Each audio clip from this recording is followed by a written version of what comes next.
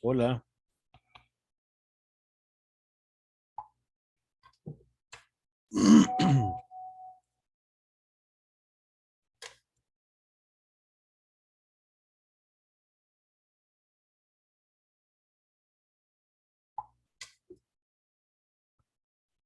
Hola. Hola, Esmeralda.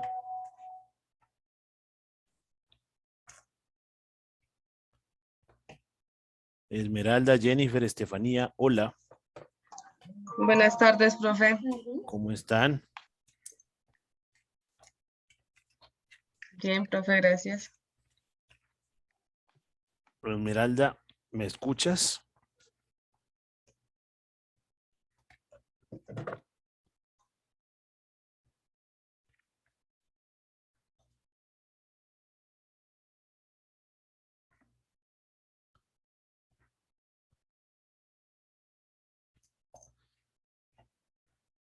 Profe, la compañera Esmeralda está enviando mensajes por el chat que no puede hablar, el micrófono no está activo. Ah, caramba. ¿Y entonces cómo hacemos con tu trabajo? Espera a ver yo. Yo miro aquí que yo sé que ella lo envió a mi WhatsApp.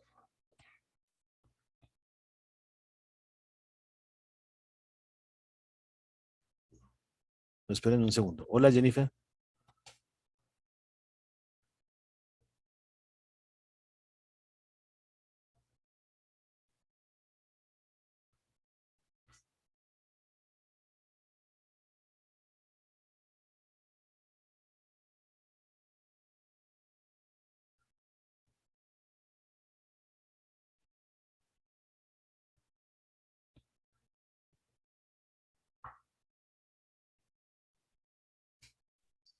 Profe, buenas tardes. Hola, ¿cómo vas? ¿Qué pasó? Bien.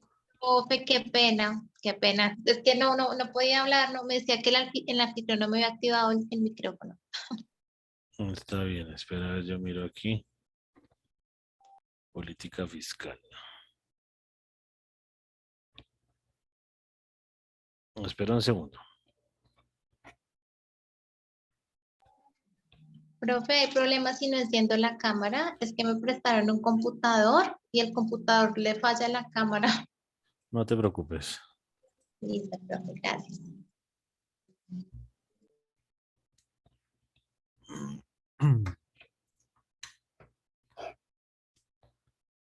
¿Ya pueden ver la pantalla? Sí. ¿En qué página vamos, Esmeralda? Desde la 90 en adelante, profe.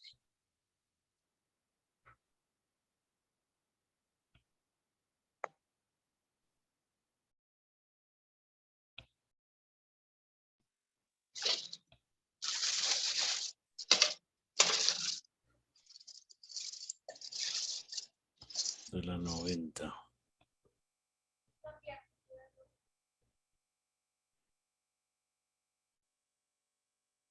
Ah, o sea, que ¿dónde? Profe, exactamente no sé en cuál, pero a partir de las gráficas, profe, del marco.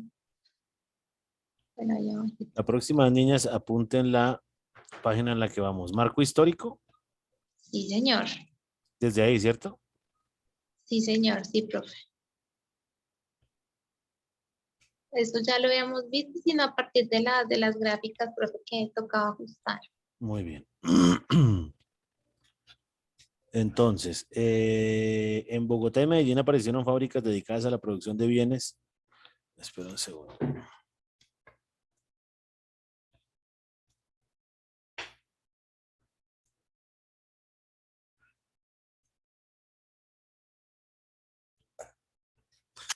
En Bogotá y Medellín aparecieron fábricas dedicadas a la producción de bienes de consumo como cervezas, chocolate, fósforos, jabones, textiles, entre otros.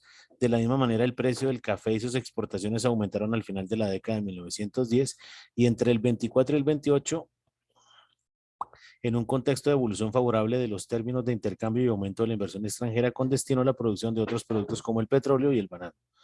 A partir de la década de 1930, el ciclo económico colombiano siguió de cerca las oscilaciones del precio del café, a la par que surgió un grupo de industriales que pudieron acceder a financiamiento de bienes de capital en el exterior gracias a las condiciones favorables generadas por las exportaciones de café. El gran cambio positivo ha sido la creciente importancia de los sectores petrolero y mineros, petrolero y minero, quítale la S, especialmente el primero, que se consolidó en las primeras décadas del siglo XXI. Evolución del balance fiscal se consolidó en la Coordinación de Estudios Económicos. Lo que no entiendo es por qué lo metieron ahí. A ver, especialmente el primero se consolidó en las primeras del siglo XXI. Venimos hablando de banano y café y esto se refiere al balance fiscal del sector descentralizado del gobierno. Estos resultados reflejan...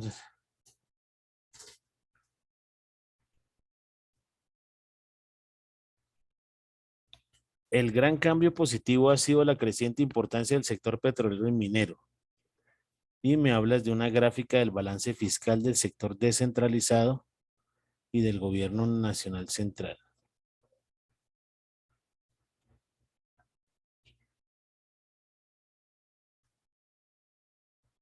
Explícame esa gráfica.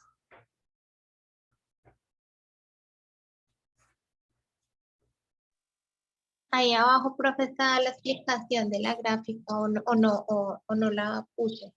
En base a la gráfica 1, el periodo comprendido entre los últimos 20 años en el país, se han llevado a cabo diferentes reformas tributarias, las cuales han modificado las condiciones del recaudo del IVA y la renta, creando nuevos impuestos, los cuales se ven reflejados en la gráfica 2.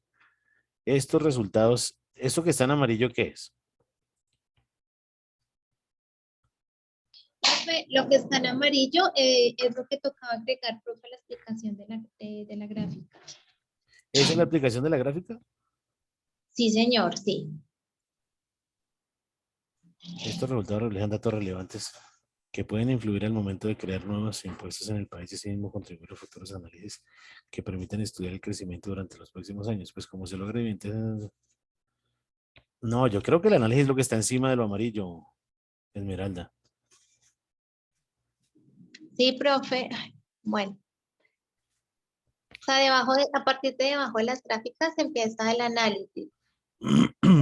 Sí, tenga pilas No. con eso. Espera a ver que esto está.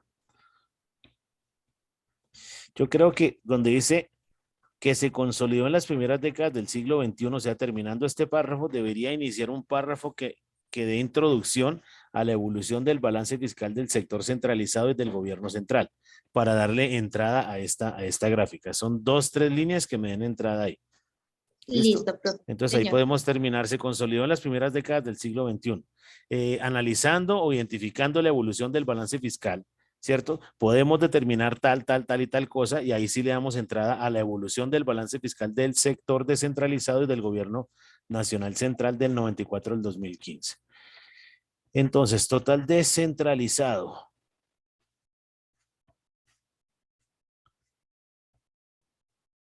Fuente DIAN, Departamento Nacional de Planeación. Evolución del balance fiscal. El sector descentralizado en el 97 y en el 2015 y en el 19 y 20 estuvo igualando a cero. Evolución del recaudo total de impuestos.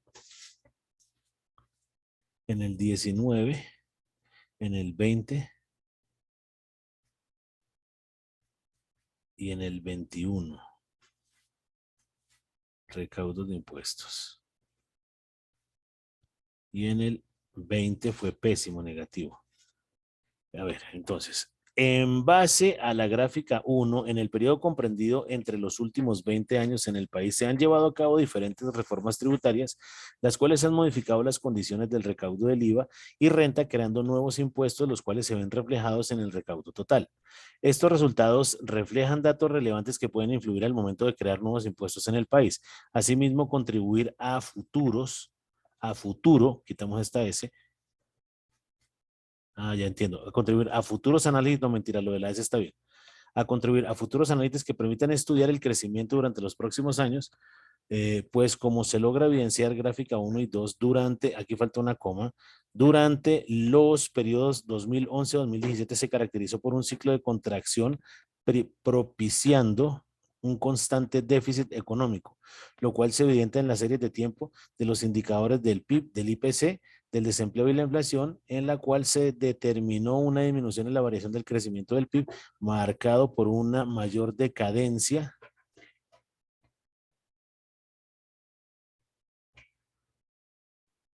a finales del 2016. Quitemos decadencia y coloquemos declive. Listo, profe. Ok. Listo, muy bien. ¿Esto amarillo es una modificación o también corresponde a un análisis? Corresponde al análisis, profe. El crecimiento del producto colombiano en la segunda mitad del siglo fue mediocre, pero su crecimiento a lo largo del siglo XX fue alto. El crecimiento del producto colombiano en la segunda mitad del siglo fue mediocre, pero su crecimiento a lo largo.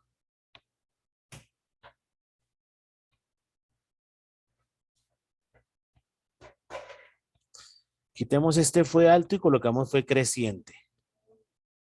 ¿Listo? Entre 1925 y 1981, tales variables sostuvieron una relación de cointegración.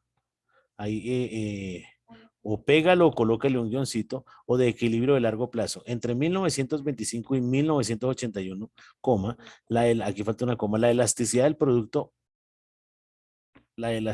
producto al capital fue del 0,42.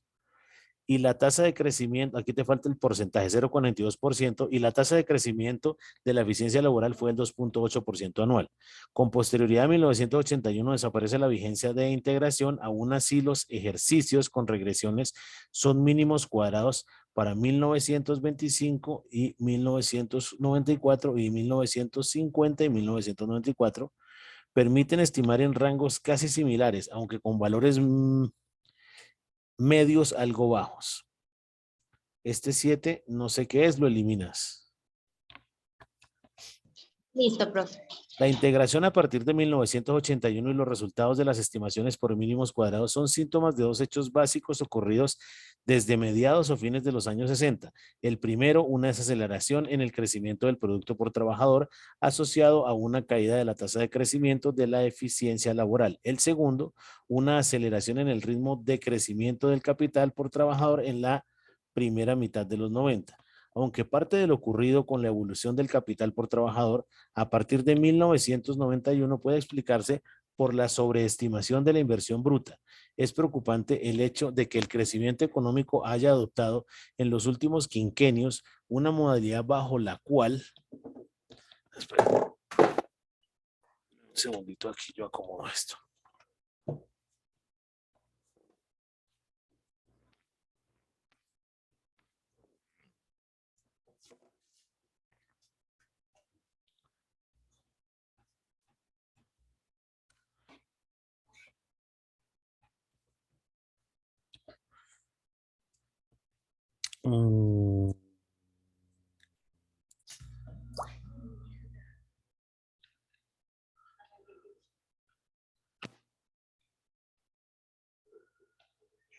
El crecimiento económico haya adoptado.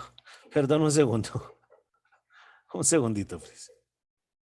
Listo, profe.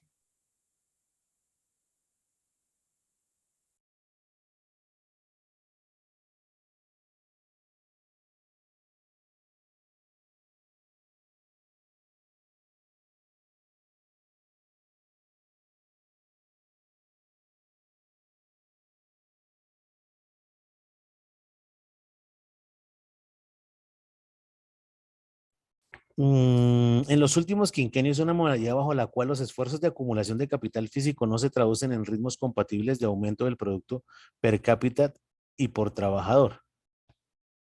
Así, la relación producto-capital ha disminuido desde 1980 persistentemente, regresando recientemente a los niveles alcanzados en 1940. Un síntoma de lo anterior es el hecho de que el producto per cápita colombiano, ¿qué significa per cápita, Esmeralda? Profe, espéreme un segundito. Estefanía, Jennifer, ayúdenla.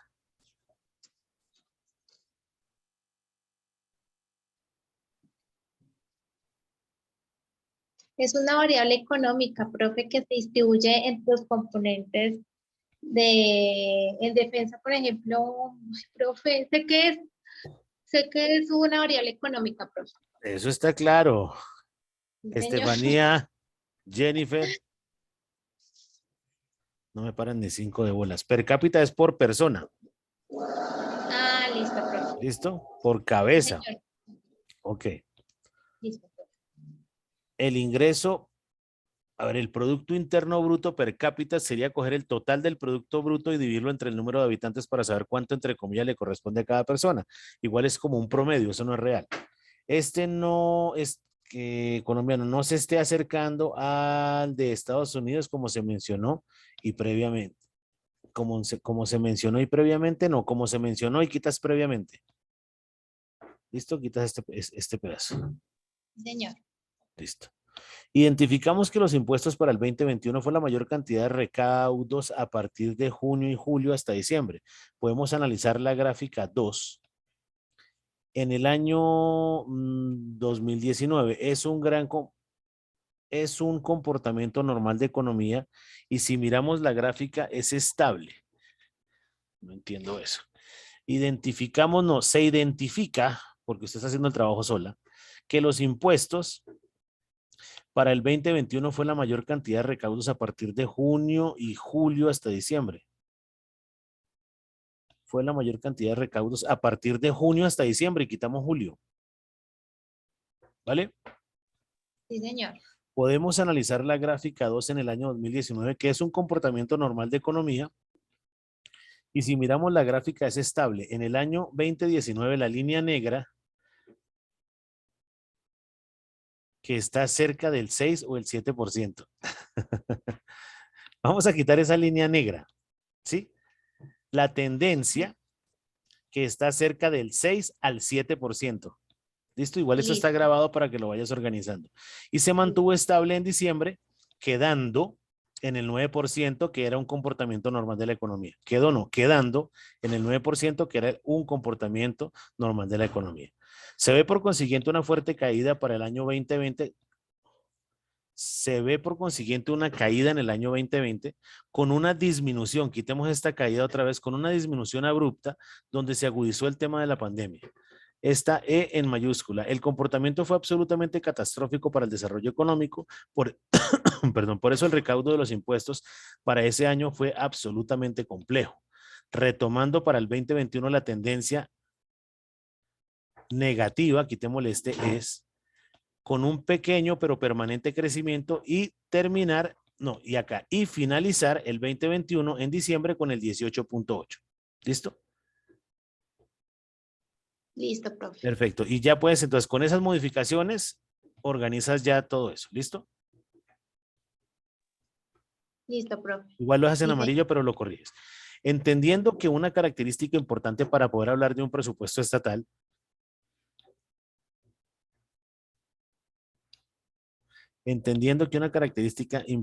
para hablar, se conforma de los impuestos de la empresa, de las empresas del Estado, de la deuda externa. Entonces, si caen los impuestos, el ingreso del Estado se ve perjudicado y si esto ocurre, lo que tiene que hacer es pedir plata prestada. Y aquí podemos colocar entre paréntesis deuda interna, deuda externa, que eso es lo que más nos afecta. Se concluye este marco histórico instando que la interacción de los intereses de los cafeteros y las autoridades económicas y políticas determinó el manejo cambiario de la política exterior y la política fiscal entre el 30 y el 91. Sin duda, la descentralización introdujo nuevos actores al proceso de definición de la política económica, modificando la rígida estructura de la negociación existente desde 1930 hasta el día de hoy, dejando como reto para los encargados de la política pública la actualidad, el adaptarse a nuevas estructuras de negociación en el contexto de la globalización y demás desafíos que dejó la pandemia por COVID en el mundo. Bueno, muy bien. Metodología. Esta investigación se realizó bajo el método de investigación documental cualitativa, lo que permitió describir los hechos históricos, las teorías, las normas y resultados que se enmarcan en el trabajo general. Flaca, acuérdame de preguntarle a Rafa cuándo ya es la sustentación de ustedes para que nos vayamos preparando para la presentación, ¿vale? Listo, profe, sí, señor. Tipo y nivel de la investigación. Tipo de investigación documental desde el cual que se registra. Tipo de investigación documental desde el cual, quitamos este que, se registra toda la información. El nivel es descriptivo desde el cual se exponen los hechos que envuelven la investigación con intención cualitativa, desde la cual se detallan y profundizan en los sucesos de los periodos presidenciales enmarcados en la política fiscal. Universo, población y muestra. El universo y la población se centran en Colombia. La muestra para obtener información se obtiene de los documentos que reposan en las bases de datos académicas desde el 66 hasta el 18, que contienen información sobre la política fiscal en Colombia del periodo presidencial de Carlos Lleras Restrepo. Muy bien. Hasta el periodo de Juan Manuel Santos Calderón. Definición y operacionalización de variables. Las variables tenidas en cuenta para medir el impacto de la política fiscal fueron el gasto público, el recaudo total de impuestos y el Producto Interno Bruto de los periodos estudiados. Las técnicas e instrumentos de recolección de datos, técnicas e instrumentos de recolección de datos, búsqueda de datos de información de bases académicas, análisis de la información, organización de la información, redacción de los aspectos más relevantes, revisión. La técnica usada fue la observación documental y los instrumentos fueron las bases de datos académicos, artículos, las revistas indexadas, revistas económicas como Portafolio y Dinero y publicaciones del Banco de la República, DANE y CEPAL, además de otros trabajos de grado relacionados con la política fiscal colombiana. Análisis de resultados. La posición fiscal del gobierno colombiano se verá deteriorada como consecuencia de la desaceleración económica producida por la crisis internacional. Aumentará el déficit y el nivel de endeudamiento público en el corto y mediano plazo. Dependerá de qué tan fuertes sean los efectos del contagio y de la respuesta de política para mitigar la caída de la actividad productiva. Regálame un segundo.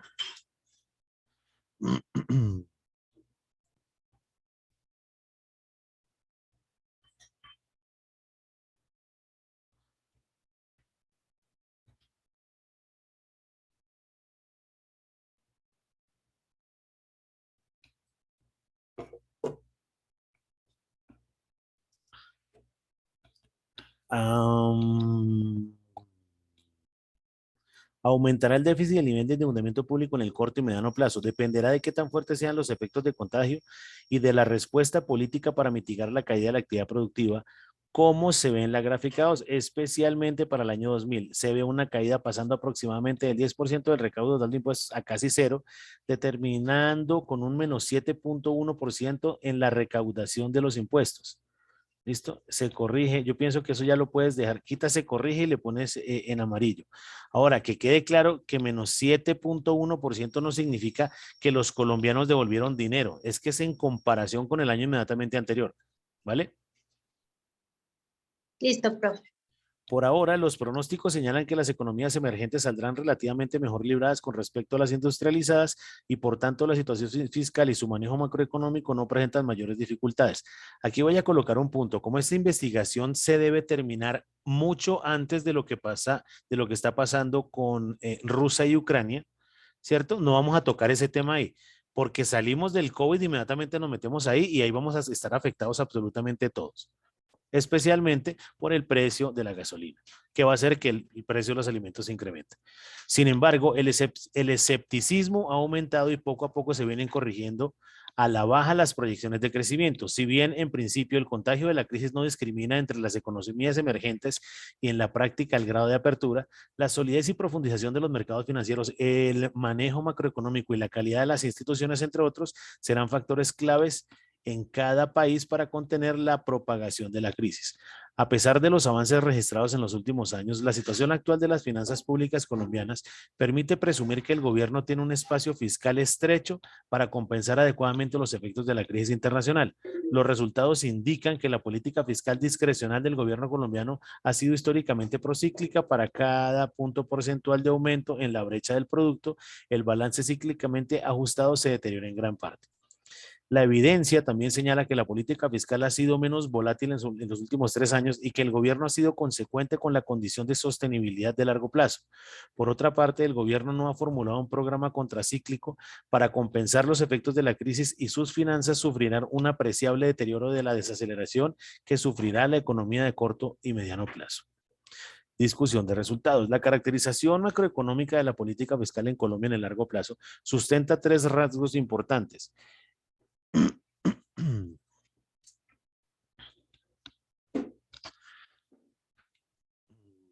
Esta ha sido históricamente procíclica.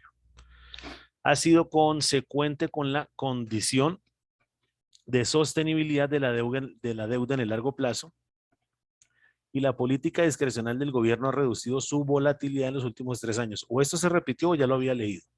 Gasto público en Colombia, millones de euros. Elaboración propia, datos Observatorio Social de la CEPAL. Gasto público en millones de euros. 20.000 millones y al 2018 estamos en 100.000 millones. Uf, qué locura.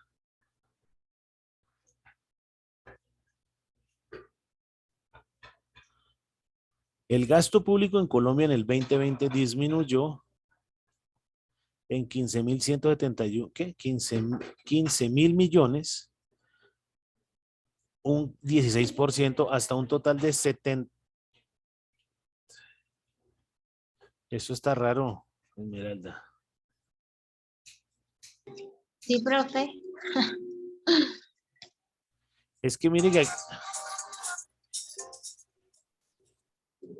acá dice, ojo pues que acá dice, disminuyó 15.700 de... El gasto público en Colombia en el 2020 disminuyó de 15.000 millones, un 15.99% hasta un total de 79.000 millones. Yo veo que ahí no bajó sino subió. A ver si es que estoy viendo mal. El gasto público en Colombia en el 2020 disminuyó 15.000 millones, un 16%, hasta un total de 79.000 millones de euros. Esta cifra supone que el gasto público en el 2020 alcanzó el 34.45% del PIB, una subida de tan solo el 0.6 puntos respecto al 2019.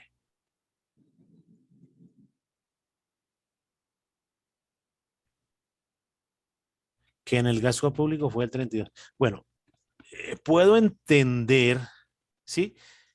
Lo que se quiere decir, pero tendría que ver la tabla. O lo otro, mejorarle la redacción a este pedacito, porque es que en la gráfica dice 2018 y en análisis me habla del 2019.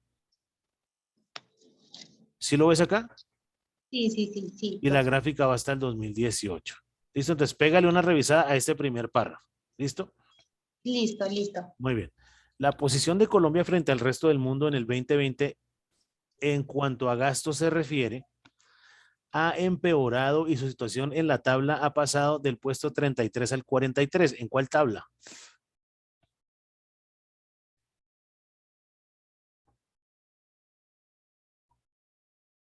Esmeralda. Aquí estoy, profe. Pero dígame en cuál tabla. Profe, pues yo saqué la información con base a la gráfica. Eso está clarísimo, eso está clarísimo. A ver, Sí, Esmeralda, Estefanía, Jennifer, de aquí en adelante ya tienen que tener ese trabajo en la cabeza porque yo creo que en 8 o 15 días ya me tienen que estar socializando, diapositiva y todo ese cuento, porque yo creo que ya el momento se nos acerca. Por eso acuérdame preguntarle a Rafa. Pero, ¿qué diría yo? La posición de Colombia frente al resto del mundo, ¿sí?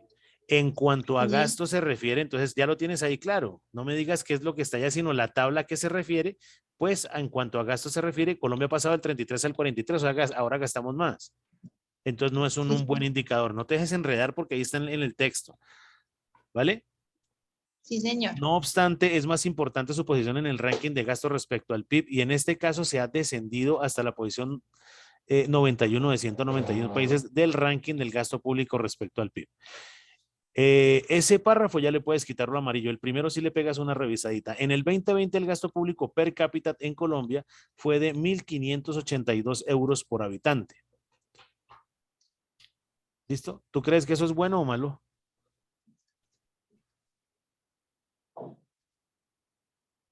Profe, Ya no le voy a aceptar no sé o no me acuerdo, sino ¿qué hubo pues?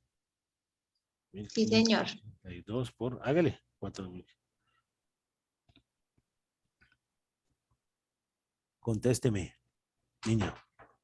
Profe, Señora. espere, mira cómo está. A ver, 1.582 euros más o menos me diría que son 7.200.000 pesos. ¿Cierto? Entonces, eso no es real, era lo que te decía, per cápita. Yo cojo todo el PIB y lo divido entre los habitantes, pero hay personas que no se ganan eso, porque hay otros que ganan demasiado, por ejemplo, los congresistas. Simplemente estamos hablando de un promedio, para que lo tengas muy en cuenta. Entonces, en el 2020 el gasto público per cápita en Colombia fue de 1.582 euros por habitante. Si calculo eso mal contados a 4.000 y algo de pesos, me da entre 6,5 millones y 7 millones de pesos. Eso no es real, porque ni siquiera ni tú ni yo no lo ganamos. ¿Vale? Sí, señor, tienes Entonces razón, profe. hay que empezar a identificarlo. Entonces, en el 2019, 1.921 euros, luego el gasto público por habitante ha ascendido en 339 euros. Si miramos 10 años atrás, vemos que entonces el gasto público por persona era de 1.489. En la actualidad, según su gasto público per cápita, Colombia se encuentra en el puesto 95 de los 191 publicados. En cuanto a gasto, entonces este tercer párrafo, perdón, también le puedes quitarlo amarillo. Es interesante conocer el destino del gasto público de un país. Colombia, según los últimos datos publicados, dedicó a educación el 14.14 de su gasto público, a sanidad un 17.49 y a defensa un 9.52. A juzgar por las cifras, esa también le quitas lo amarillo, muy bien. A juzgar por las cifras agregadas, el gasto público colombiano en la gráfica 3 y por indicadores globales de educación, salud e infraestructura, se fue a afirmar que los frenos al crecimiento económico asociados a insuficiencias del gasto público pudieron existir en los años 30, 40, 50 o 60, quizás con efectos rezagados sobre el crecimiento económico de periodos posteriores. En realidad, el nivel de gasto público parece haber sido modesto en Colombia hasta finales de los 70, pero este aumentó continuamente a lo largo de la segunda mitad del siglo XX, pasando de poco menos del 9% a poco más del 33% del PIB entre el 50 y el 2001, sin incluir el servicio de la deuda pública, acentuándose durante los últimos 20 años la importancia de los problemas de eficiencia para convertir el creciente gasto público en mayores niveles de capital humano e infraestructura. Listo, quitas eso que dice ahí, se cambia el orden de la gráfica y tal, y le pones esto en amarillo, excepto el primer párrafo que lo debes revisar, ¿vale? Listo, profe. En otras palabras, el incremento del gasto público destinado a estos conceptos en los últimos 50 años ha significado, en tanto que hay alguna evidencia parcial e indirecta, principalmente para el caso de la educación, de una reducción de la eficacia con la cual se transforma el gasto público en formación de acervos realmente productivos. Aquí falta un punto. Estos resultados se encuentran a partir de una regla de política que se estima con los datos del gobierno central para el periodo 66-2018 y con la estimación de los llamados impulsos fiscales, que evalúa la postura del gobierno en el corto y mediano plazo. Estas características de acciones fiscales en Colombia también se han encontrado en las principales economías de la Unión Europea, aunque este grado diferente y con importantes diferencias entre los países que hacen parte de la Unión. No entendí ese pedazo. Estas características de las acciones fiscales en Colombia también se han encontrado en las principales economías de la Unión Europea, aunque en grado diferente y con importantes diferencias entre los países que hacen parte de la Unión. Muy bien. En la reciente fase de expansión económica, las finanzas del sector público colombiano alcanzaron una situación de equilibrio, lo que constituye un avance frente a los cuantiosos déficits que se registraron a comienzos de la década. El ajuste se caracterizó por la generación de excedentes en el sector descentralizado y por un menor déficit de la administración central. Si bien a nivel de las cuentas consolidadas aparentemente se cerró el hueco fiscal desde el punto de vista sectorial, la historia tiene otros matices. Los excedentes del sector descentralizado se explican por la baja ejecución del gasto de las regiones y de manera especial por las rentas excepcionales del sector petrolero que beneficiaron a diversos entes de este sector. Por su parte, la Administración Central redujo su déficit fundamentalmente por las rentas petroleras y por la dinámica de los impuestos en esta fase de expansión. La desaparición de las rentas extraordinarias a raíz de la pandemia y la evidente caída de la actividad económica por los efectos de la crisis financiera internacional, ¿qué pasó aquí? Internacional, ha deteriorado la situación fiscal del gobierno nacional y del sector público consolidado. Al evaluar la postura de la política fiscal para compensar los efectos de la crisis, se infiere que las acciones del gobierno nacional se han concentrado fundamentalmente en mitigar los resultados adversos de la crisis. ¿Esto qué es? Este es el marco histórico, ¿cierto? No, esto es la discusión de resultados, mentiras.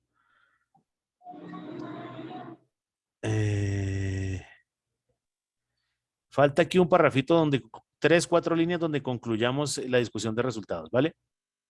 Listo, profe. Muy bien. Conclusiones y eso no hemos realizado, listo. Desarróllame todas las modificaciones que te dije atrás, un parrafito aquí para que se organice para empezar a trabajar lo otro. Listo, primero me corriges todo que ya casi terminamos, ¿vale?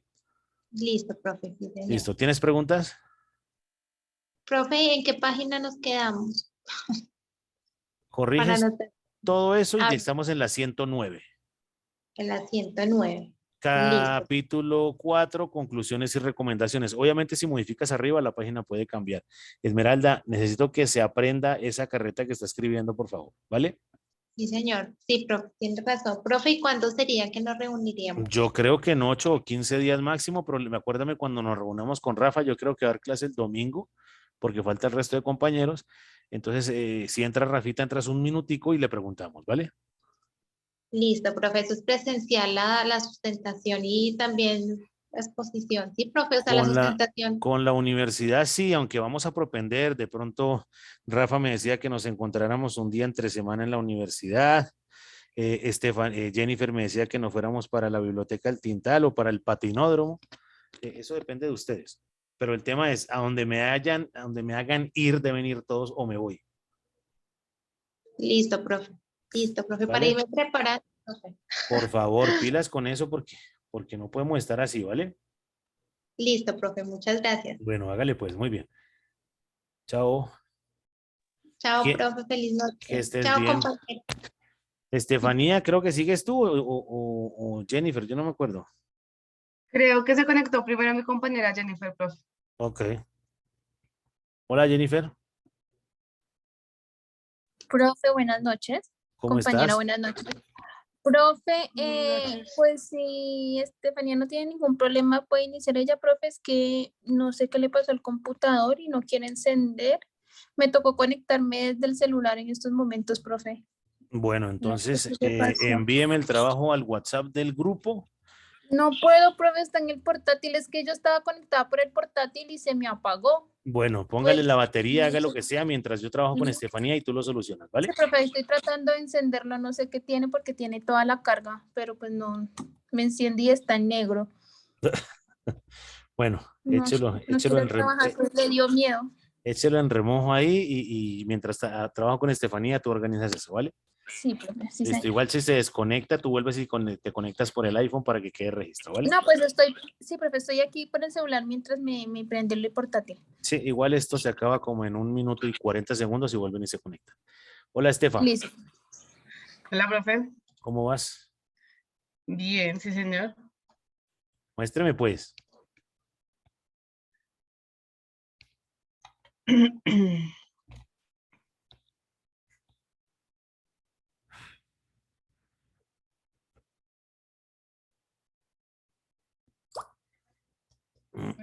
Aquí, listo. Desde aquí, profe. ¿Marco histórico? Sí, profe, todo eso tocó mal revisarlo por lo que estaba mal la reacción. Perfecto, niñas. No sé si se los olviden, Estefanía y Jennifer, que tienen que masticarse ese trabajo porque ahorita le hice 2, 3 preguntas a Esmeralda y se me desmayó. Sí, De ahí para arriba ya está bien, ¿cierto, nena? Sí. sí, señor. Muy bien. Ok.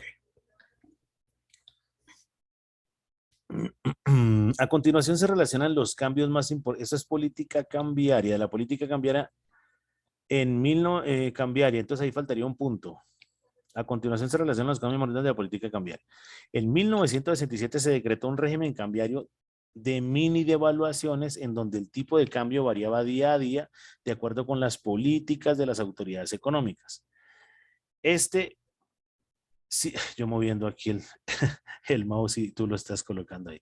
Este último sistema funcionó hasta comienzos de los años 90 y fue sustituido por el régimen de bandas cambiarias, que también fue abandonado en el 99 cuando se adoptó el sistema de flotación, en el cual el mercado determina las variaciones del tipo de cambio. Muy bien.